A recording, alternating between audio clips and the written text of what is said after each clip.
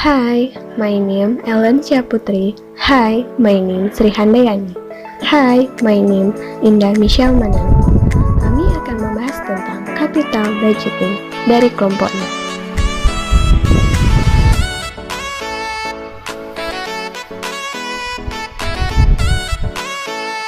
6. Capital budgeting atau penganggaran modal adalah proses kegiatan yang mencakup seluruh aktivitas perencanaan penggunaan dana dengan tujuan memperoleh manfaat pada waktu yang akan datang.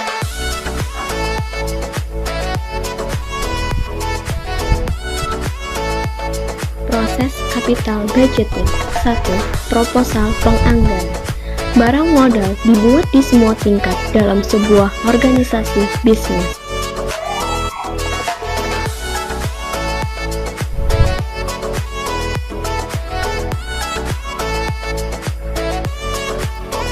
Dua, kajian dan analisa.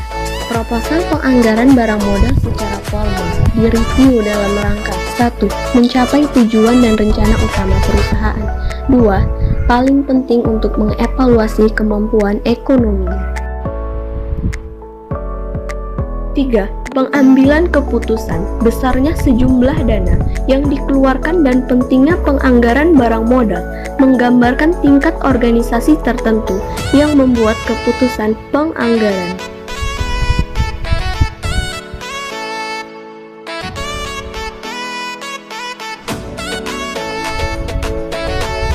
4. Implementasi. Ketika sebuah proposal telah disetujui dan dananya telah siap, tahap implementasi segera dimulai.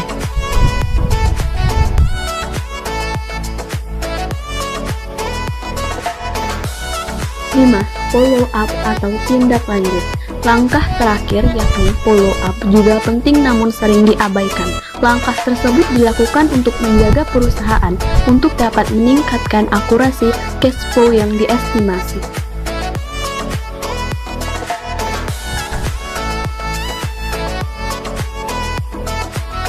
Tahap-tahap capital budgeting. 1. Biaya proyek harus ditentukan. 2. Manajemen harus memperkirakan aliran kas yang diharapkan dari proyek.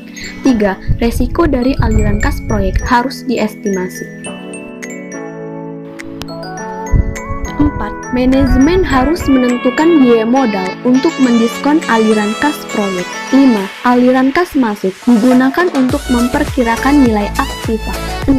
Nilai sekarang dari aliran kas yang diharapkan dibandingkan dengan biayanya.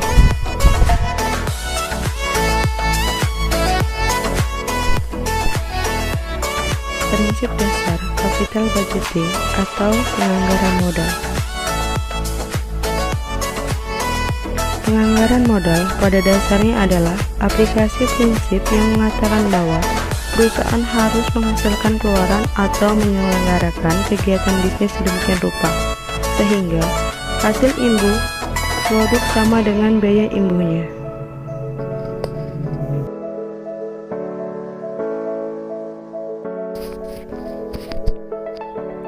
Prinsip ini dalam kerangka penganggaran modal berarti bahwa perusahaan harus melakukan tambahan investasi sedemikian rupa, sehingga perolehan imbuh investasi itu sama dengan biaya imbuhnya.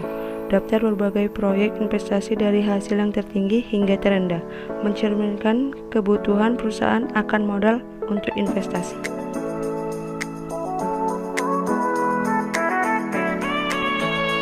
Biaya imbuh dari berbagai investasi itu memberi petunjuk tentang upaya perusahaan untuk memperoleh tambahan modal guna membiayai investasi. Biaya imbuh modal berarti sejumlah biaya yang harus ditanggung oleh perusahaan untuk memperoleh dana dari luar, misalnya meminjam atau menjual saham dan biaya tumbal dari dana sendiri yang dapat diperoleh.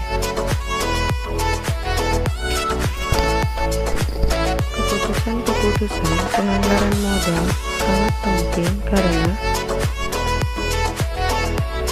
yang ke-1, implikasi dari keputusan tersebut akan berlangsung terus hingga suatu periode yang cukup lama atau memiliki konsekuensi jangka panjang.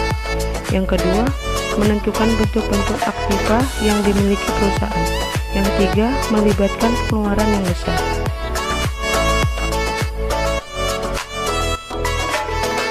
Pentingnya capital budgeting. Yang pertama, keputusan capital budgeting akan berpengaruh pada jangka waktu yang lama sehingga akan kehilangan fleksibilitasnya.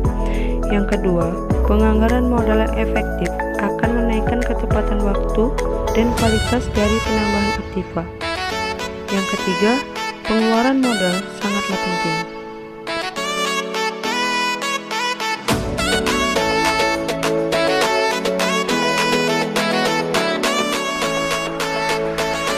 Manfaat penyusunan capital budgeting. 1. Bidang perencanaan. Merencanakan penanaman modal yang sehat. Yang kedua, bidang koordinasi. Mengkoordinir penanaman modal dalam kaitannya dengan 1. Kebutuhan pembelanjaan yakni kebutuhan kas. Kedua, pelaksanaan investasi pada berbagai aktivitas.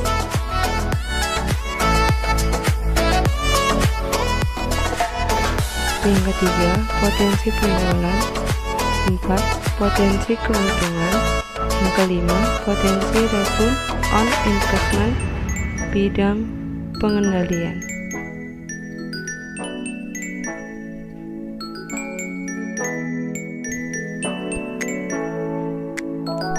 Dalam menentukan apakah proyek harus diterima atau ditolak, ada 5 metode umum, yaitu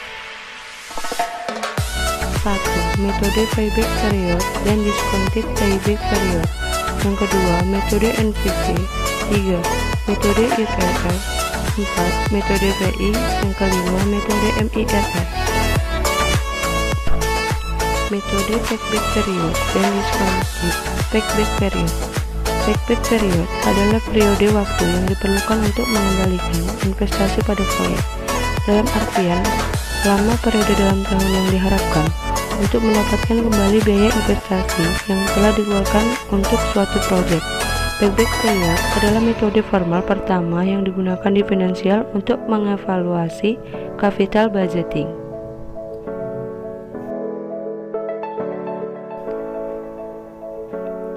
Sedangkan discounted payback period adalah hampir sama dengan payback period. Namun, dalam perhitungannya memperhitungkan cost of capital sebagai discounted. Sehingga discounted payback period adalah lama periode dalam tahun yang diharapkan untuk mendapatkan kembali biaya investasi yang telah dikeluarkan untuk suatu proyek dari discounted net cash flow.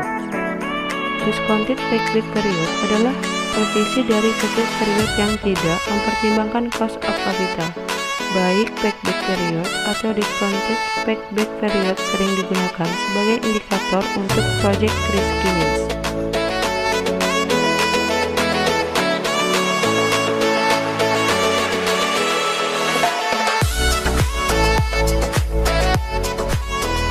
Kelemahan metode payback period: mengabaikan arus kas setelah payback period dan nilai waktu uang. Kriteria: tidak ada batas waktu yang jelas, semuanya tergantung pada pemilik modal, namun pada umumnya payback period yang pendek lebih disukai.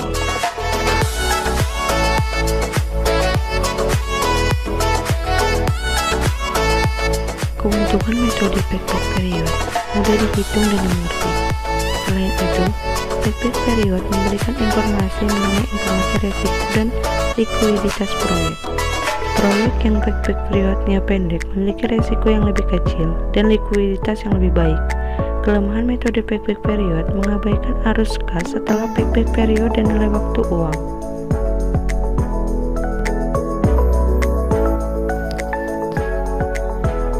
Metode net present value atau NPV.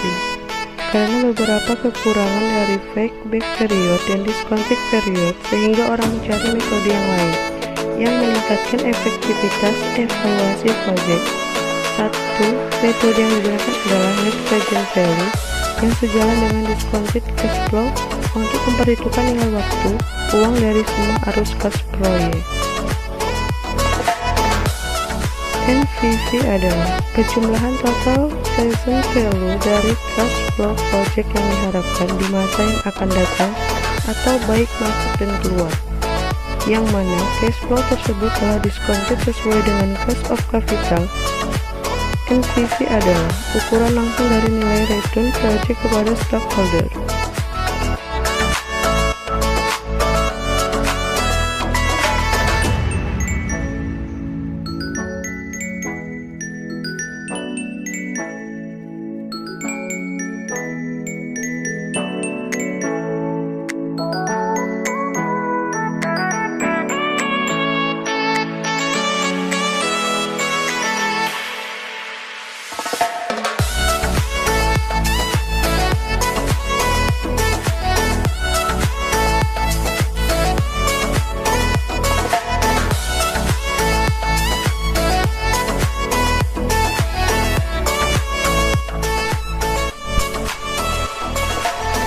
Metode Internal Rate of Return atau IRR.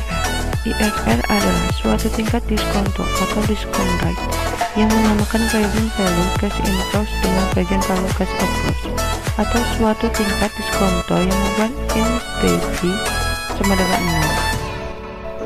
0. IRR juga diartikan sebagai tingkat keuntungan yang diperkirakan akan dihasilkan oleh proyek atau expected rate of return.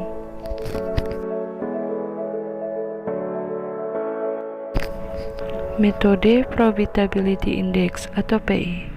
Profitability Index atau PI adalah rasio antara present value penerimaan arus kas dan present value pengeluaran arus kas. Metode ini sering pula disebut dengan benefit cost ratio.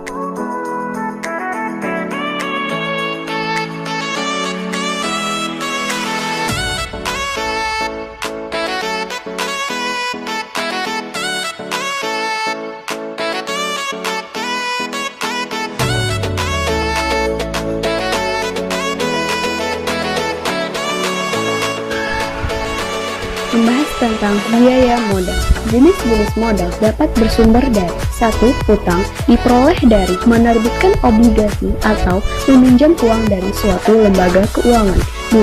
Saham preferred, misalkan perusahaan yang sudah go public. 3. Ekuitas biasa. Memperkirakan arus kas proyek. 1. Memperkirakan arus kas. Arus kas proyek sama dengan arus kas dengan proyek dikurang arus kas tanpa proyek. Pada umumnya, arus kas operasi adalah laba bersih sesuai pajak proyek ditambah depresiasi. Operating cash flow sama dengan EAT ditambah depreciation, di mana EAT sama dengan earnings after tax atau laba bersih sesudah pajak. Berikut adalah contoh soal.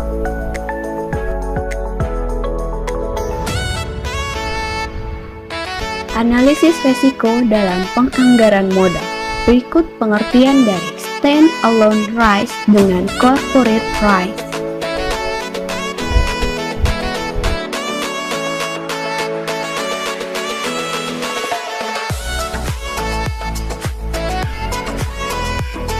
Berikut adalah rumus corporate risk diukur dengan within firm beta.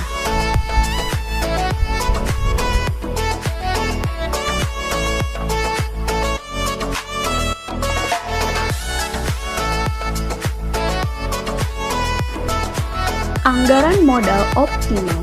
Investment Opportunity Schedule or EOS adalah suatu grafik yang menggambarkan proyek-proyek yang potensial dalam suatu urutan berdasarkan ranking IRR proyek tersebut.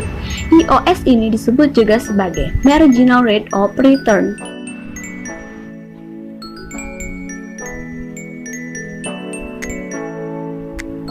Di sini terlihat contoh soal.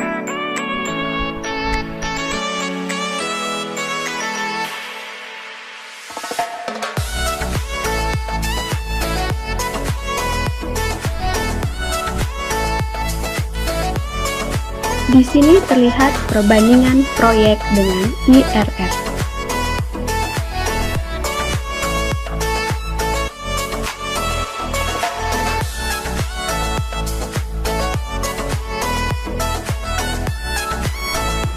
Biaya modal yang digunakan dalam proses penganggaran modal, perpotongan antara EOS dan MCC schedule.